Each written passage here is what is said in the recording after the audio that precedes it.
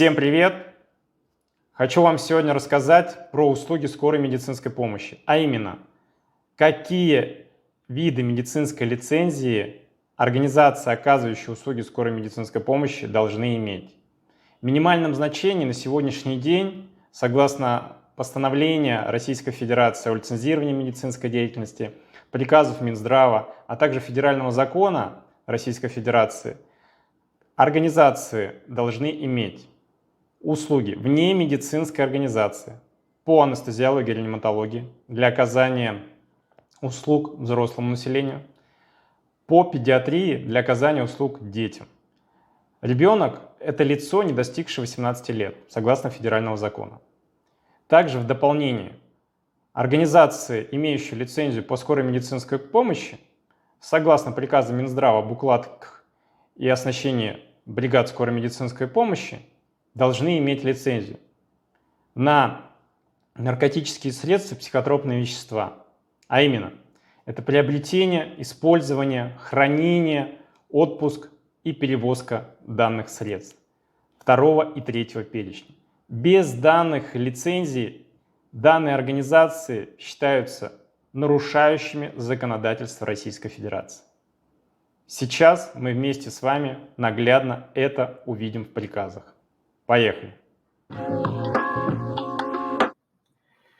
Ну хорошо, начнем мы с постановления от 1 июня 2021 года номер 852 о лицензировании медицинской деятельности, за исключением указанной деятельности, осуществляемой медицинскими организациями и другими организациями, входящими в частную систему здравоохранения на территории инновационного центра Сколково и признанию утратившим силу некоторых актов правительства Российской Федерации. В редакции имеется постановление правительства Российской Федерации 16 февраля 2022 года номер 181.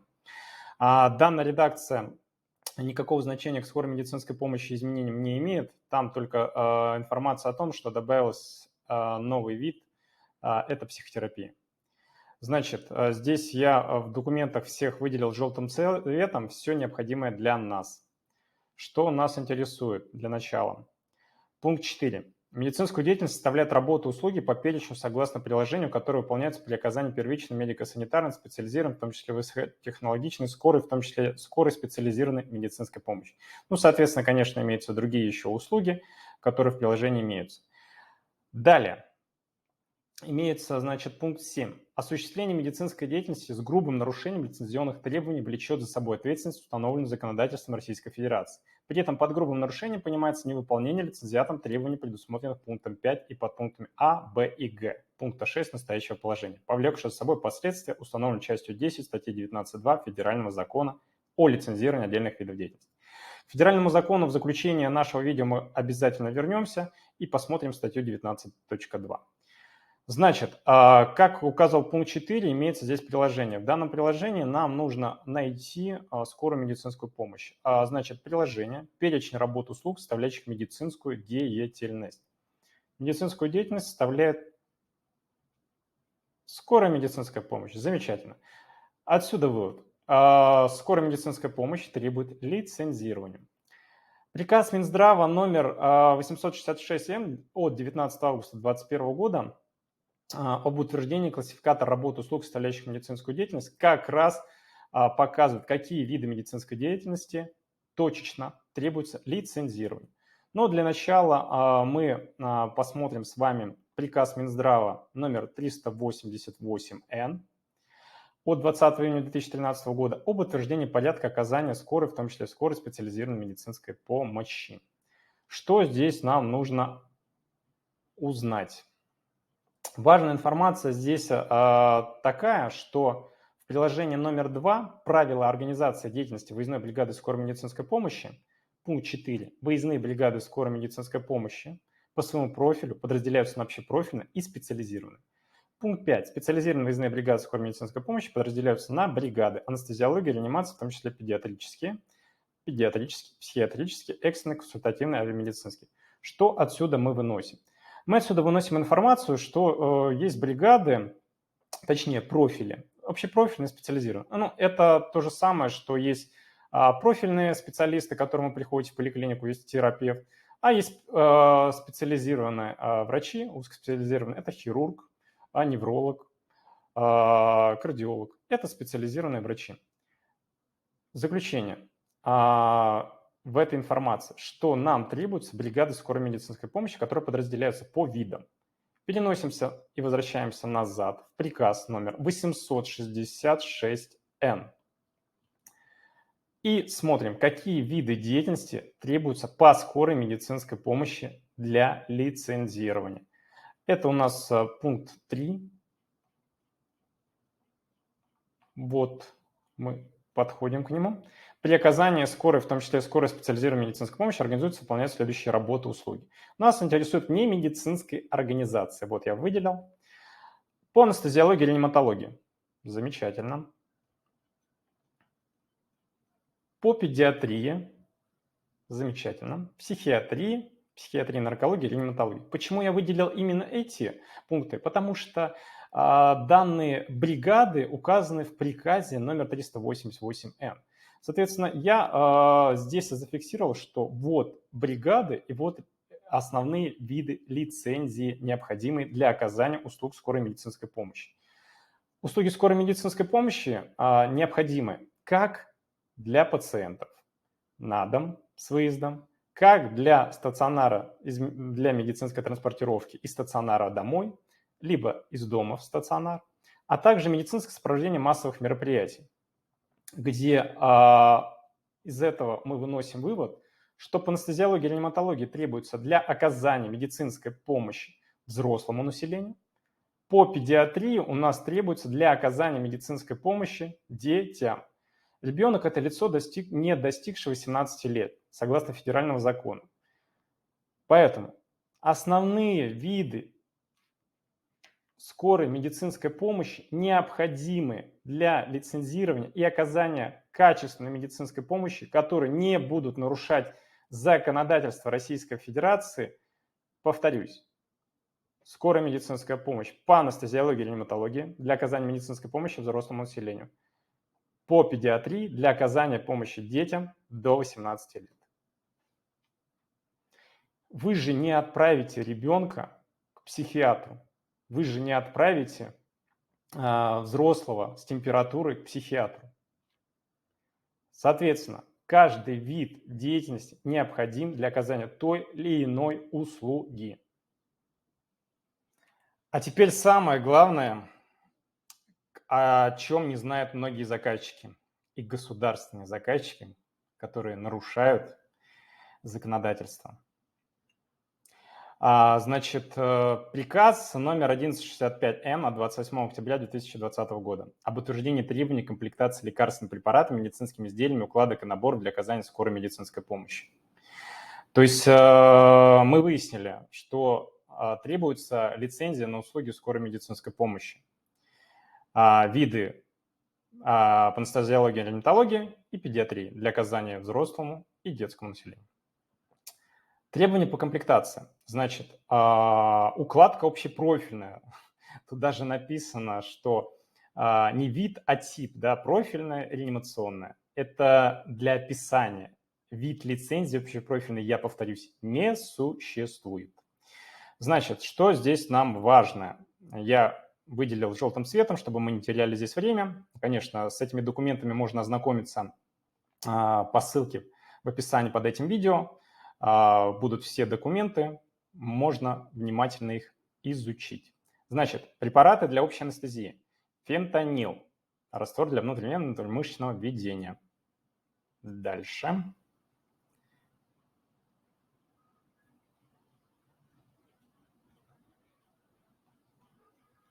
Дальше мы идем уже ниже к реанимационной бригаде. Я тут выделил основные самые. Вот, специализированная реанимационная для оказания скорой медицинской помощи, укладка специализированная, реанимационная, комплектуется следующими лекарственными препаратами. Здесь нас интересует, я это показываю наглядно, я это не придумал, не сочинил, не выдумал. Все это можно в открытом источнике увидеть и ознакомиться. Фентанил, раствор для внутривенного внутримышечного введения. Кетамин, раствор для внутривенного внутримышечного введения. Что это значит? Значит, что данные препараты в обязательном порядке должны быть в укладке скорой медицинской помощи. Зачем это нам? А сейчас мы переместимся в постановление номер 681 от 30 июня 1998 года об утверждении перечня наркотических средств, психотропных веществ и их прекурсоров, подлежащих контролю в Российской Федерации. Какие препараты относятся к наркотическим психотропным веществам? Мы это быстренько сейчас перемотаем. Так, здесь у нас, значит, желтым цветом, сейчас мы посмотрим, те препараты, которые я там озвучил. Вот, список наркотических средств, психотропных веществ, оборот которых в Российской Федерации ограничен, в соотношении которых устанавливаются меры контроля в соответствии с законодательством Российской Федерации, международным договором Российской Федерации. Список 2. Наркотических средств. Препарат фентанил входит в эту категорию. Далее, психотропные вещества. Кетамин тоже входит в эту категорию. Так что получается, что психотропно-наркотические вещества у нас есть в медицинской укладке скорой медицинской помощи. Далее, что нас интересует из этого? Мы имеем, что данные препараты, наркотические средства, психотропные вещества, требуются лицензированию. Почему? Потому что есть постановление номер 1007 от 2 июня 2022 года о лицензировании деятельности по обороту наркотических средств, психотропных веществ и их прекурсоров, культивированных наркосодержащих растений. А мы переместимся, и я вам покажу, какие требуются, соответственно, виды лицензирования по наркотическим психотропным веществам. Быстренько перемотаю.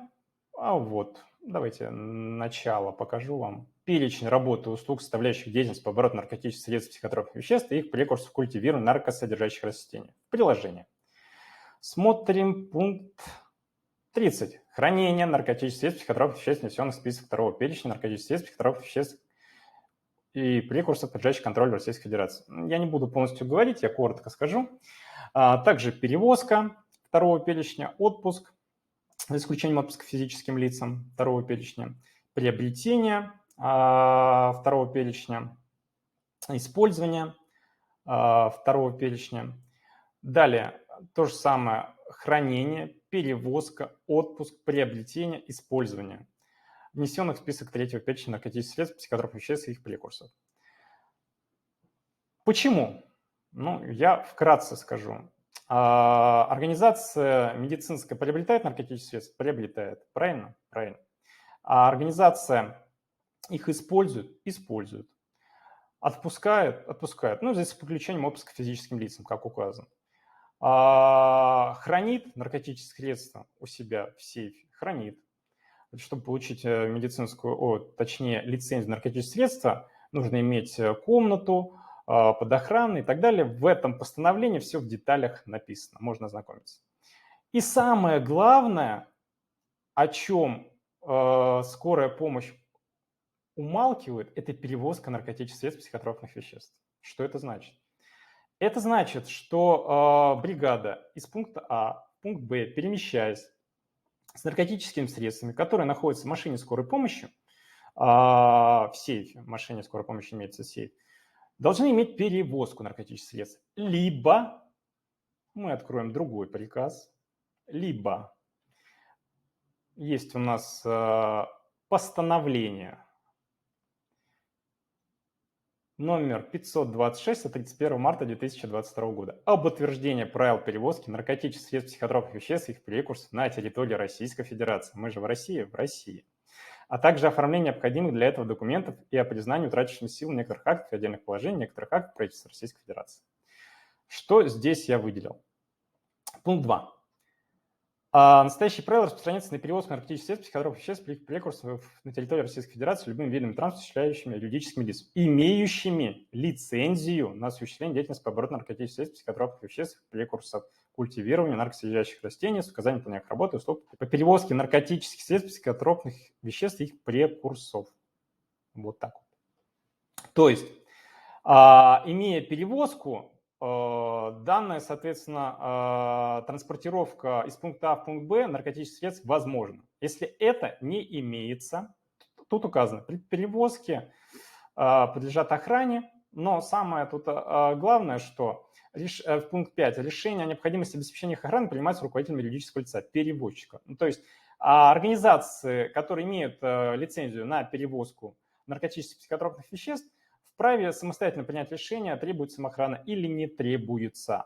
Но если у нас охрана наркотических психотропных веществ обеспечивается юридическим лицом, перевозчиком путем привлечения к перевозке в установленном порядке, не имеются лицензии на перевозку наркотических психотропных веществ, то организация обязана привлечь подразделение войск Национальной гвардии Российской Федерации или организации подведомственной федеральной службы войск Национальной гвардии Российской Федерации, ведомственной охраны федеральных государственных органов организации, юридического лица, имеющего лицензию осуществления частной охраны деятельности. Что из этого следует, какое заключение? Я хочу сказать о том, что у нас большинство организаций, имеющих лицензию на услуги скорой медицинской помощи, не имеют лицензию по наркотическим психотропным веществам по перевозке наркотических средств, психотропных веществ и их прекурсоров. А значит, на любое медицинское сопровождение массовых мероприятий, на любой выезд скорой медицинской помощи к пациенту, за скорой помощью должна ехать гвардия Российской Федерации национальная или ведомственная охрана федеральных государственных органов с наркотическими средствами и подавать по прибытию скорой помощи к пациенту эти наркотические средства, потому что перевозить из пункта А в пункт Б они не могут. Использовать – да, могут. Хранить – да, могут. Приобретать – да, могут. Отпускать – да, могут, если они имеют соответствующую лицензию. Но если там не указана перевозка, они не могут ее перевозить. Они не могут перевозить наркотики. Как я и обещал, мы подошли к федеральному закону о лицензировании отдельных видов деятельности. Номер 99. Так, здесь у нас очень много статей. Можно это ознакомиться более детально, но нас интересует конкретика, как я говорил, чтобы не терять нам наше драгоценное время. Так, значит, подошли мы. 19.2. Государственный контроль, надзор за соблюдением лицензиатом лицензионных требований. Замечательно. Пункт 10. Исчерпывающий перечень грубых нарушений лицензионных требований в отношении каждого лицензируемого вида деятельности устанавливается положением о лицензировании конкретного вида деятельности. При этом к таким нарушениям лицензионных требований могут относиться нарушения, повлекшие за собой возникновение угрозы, причинение вреда жизни, здоровью граждан. 2. Человеческие жертвы, причинение тяжкого вреда здоровью граждан, причинение средней тяжести вреда здоровью 2 и более граждан. Это информация дополнительная. Федеральный закон об этом гласит, что организации, которые нарушают, будут отвечать по закону. Будьте внимательны, и чтобы не ошибиться в выборе поставщика, можно обратиться на сайт Росздравнадзора, вкладку «Сервисы» и там в реестр лицензии. С 1 апреля вот информация на данном сайте, интернет-портал Росздравнадзора будет переведен на работу с применением сертификатов Минцифры России. Вот. На данном сайте в открытом источнике можно получить информацию, какие виды лицензий имеет организация. А также, если у вас нет возможности попасть на этот сайт, либо он не работает, можно запросить лицензию у данной организации, желательно заверенную, чтобы там вам не нарисовали ничего. Сейчас любят очень много фотошопить.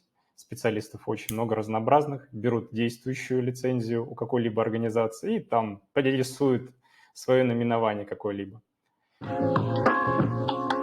Вы видели когда-нибудь, чтобы за машиной скорой медицинской помощи ехала машина Росгвардии и снабжала их наркотическими психотропными веществами? Ну, так как организации не имеют лицензии на перевозку, соответственно, за ними должна ехать машина. Я нет, я не видел. Ну, если вы видели, то напишите в комментариях, как это происходит. Даже хотелось бы это лично увидеть. Отсюда мы выносим глобальный вывод. Много медицинских организаций нарушают законодательство России, а именно оказывают медицинские услуги без лицензии, которые требует федеральный закон, приказы Минздрава, постановления, ну и так далее. Я вам все это показал.